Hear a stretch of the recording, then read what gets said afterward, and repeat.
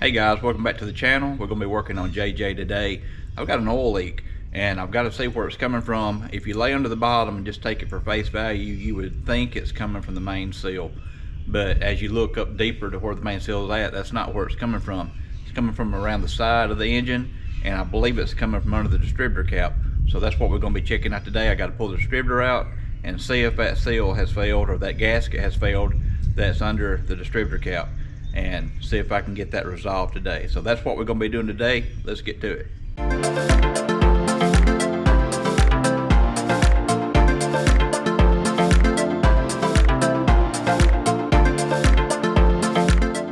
I need to ask y'all a question because I've had an issue with JJ and it's been ongoing. You know, I've told you in some past videos that it's a little bit quirky, and I was hoping some of the crank position sensor might fix some of that. The ignition switch, none of that has fixed the quirkiness. Went in a store, did my business, came back out, fired JJ right up, started right off the bat, but he was idling at 500 RPM and running ragged. I mean, it was running rough, and when I tried to give it gas to clear it on out, it would start, the RPM would drop. It's like it's going to die, and I was afraid to kill it because I thought if I kill this thing, it's not going to start.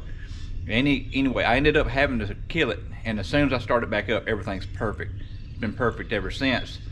Sometimes there's hard to start circumstances where it takes 2 or 3 tries to get it to start. Most of the time, as soon as you hit the key, he fires off. I'm afraid I'm having computer problems. I'm afraid the capacitors and the computer are draining, and I'm not sure exactly if that's what it is or not.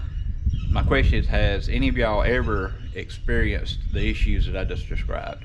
Hard to start periodically. Seems like that happens mostly when I'm getting in the Jeep after the day at work and getting ready to come home. In the mornings, it normally just bumps right off the bat, but it sets 10 hours at work, and then I get in there and it's kind of hard to start. It's kind of confusing. And then the other day when it did start, it idled at a lower RPM and ran ragged. I mean, it was like it's going to die any second, but it never did. I ended up killing it, starting it back up. Everything was perfect.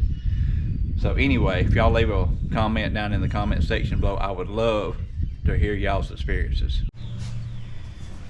Alright, so we're under the Jeep. You can see how wet the starter is right there. It's got oil ready to drip on it. This dust shield connected to the transmission has got oil ready to drip on it. There's a couple of drips already on my garage. So anyway, I need to get that oil leak fixed. So that's what I'm looking at right there.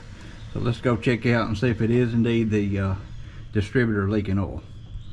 Alright, I'm going to be getting some of this stuff cleared away, and then we will get to pulling that distributor out.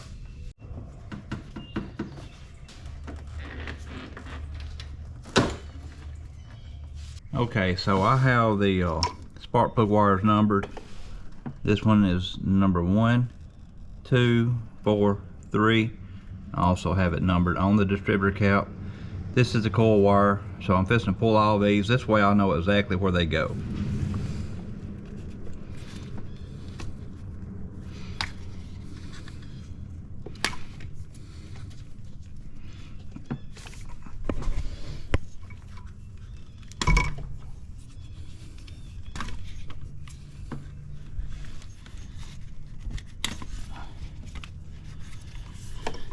Alright, now I have all my spark plug wires pulled off.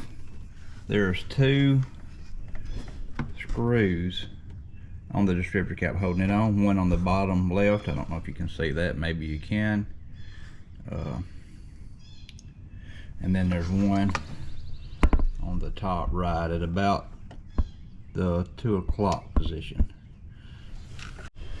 And guys, if you'll hang around to the end of the video, I have something to show y'all. I had a lot of comments on my sway bar disconnects video about JJ's engine being noisy, and it was, and I knew it was. And I changed oils. I did different weight oils. I never could find out what was going on, and anyway, I ended up finding out what was going on with it and fixed it. Now the engine is really quiet again, and if you'll stay in the video, I'll show you what that was.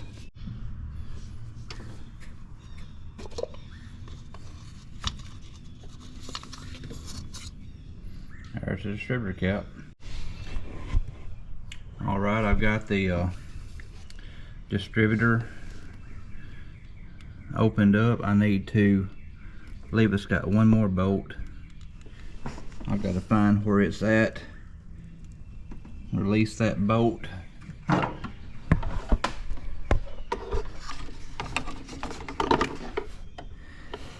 Oh yeah, I can see oil right now puddled up under that thing,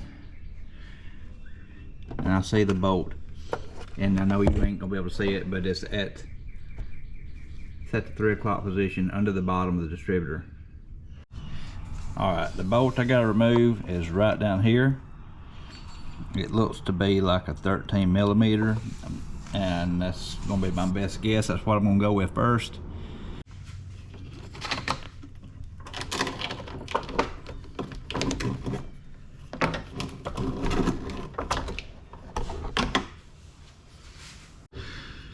Okay, I've got the little yoke clamp out, so now I can pull the distributor straight out. And I'm curious to see why that's leaking. I hope I didn't do some boneheaded move and forget to put a gasket under it. It wasn't leaking to start with, it stayed dried forever. And it surprised me when I saw this one, because I thought, that ain't been being there. So, alright, I'm fixing to pull this out.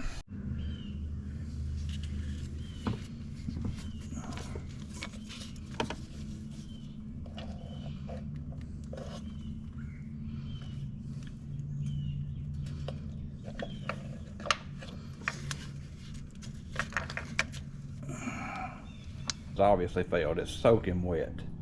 That's where my oil's coming from. So instead of trying to make another gasket, I'm probably just going to get some black RTV silicone and seal it up once and for all. It'll make it a little bit more aggravating to get it out, but I'm not planning on pulling it out anymore. And if you do need to get it out, you can still get it out. I know there's going to be several people that really don't like this, but I honestly don't care. The paper seal failed, so I'm going to the next level up. There's not just one way to do anything like this, so all that should squirt out to the sides, and I believe that's plenty. All right, I'm going back together with this. I've already got the distributor cap down, the distributor down in the block, and now I'm going to put the cap on and just see if this gets it all fixed up. There is a wire you have to unplug from the distributor, and I failed to mention that earlier, and I've also failed to show it, but it's there, so don't jerk it out. If you happen to do anything like this, just make sure you unplug the wire. That's what I'm plugging back up right now. All right, so I've got everything put back together. Got the battery installed, and I'm ready to fire this thing off. I went back and reviewed the video footage because it looked like when I put it in, the button was in a little bit different location. It was a little bit more to the next cylinder than it was when I pulled it out. And sure enough, that was right. And what had happened when I pulled it out, my oil pump, it's got a slot in it like a flat-headed screwdriver, and you can see I've got oil in this. I stuck this down in the distributor hole in the block and twisted the oil pump back to where it was at when I first pulled it out, and got it on the next tooth over on the distributor and the cam.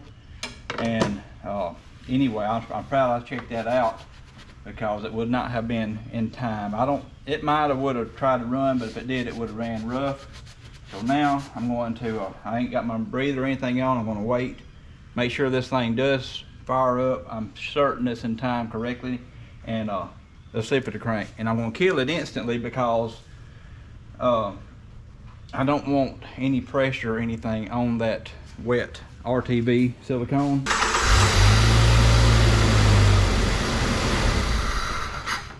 So I'm gonna let it sit there and dry for a few hours, and then I'm gonna pull it back down there into the shop and let it, this is a Saturday, I'll let it dry through tomorrow.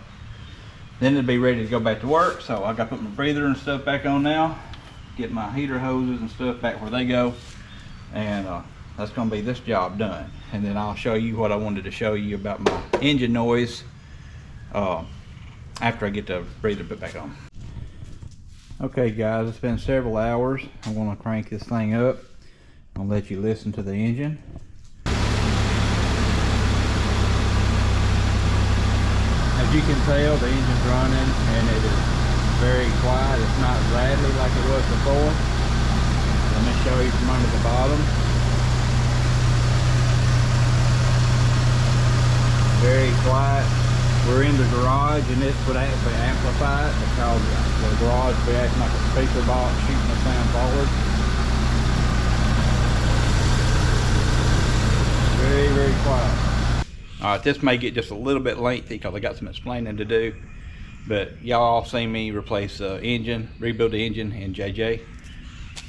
Took it to the machine shop, got everything machined out, built it, cranked it, started the engine. Sounded beautifully. Within 1,000 miles, started having a little diesel sound. Took it to the machine shop, let my guy listen at it, and he said, I don't think you got a problem. He said these little 4-cylinders just a little bit noisy. And I convinced myself of that, and he said if it's going to do something, it'd do something by now. It was about 1,000 miles on it.